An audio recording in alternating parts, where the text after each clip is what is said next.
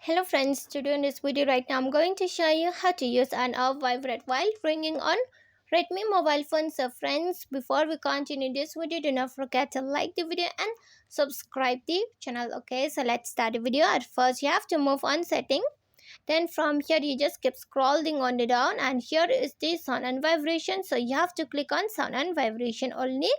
After that again you have to scroll down. You just keep scrolling.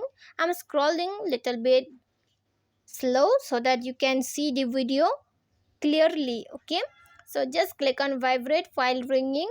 On this icon here, the vibrate while ringing will be activate, the vibrate and the ringing will be activate both. Okay, and if you don't want to use this, you want to off the vibrate, just click on vibrate, so the vibrate will be off. You can on and off like this. Okay, so friends, if you love the video, do not forget to like the video, share the video and subscribe the channel, and thanks for watching.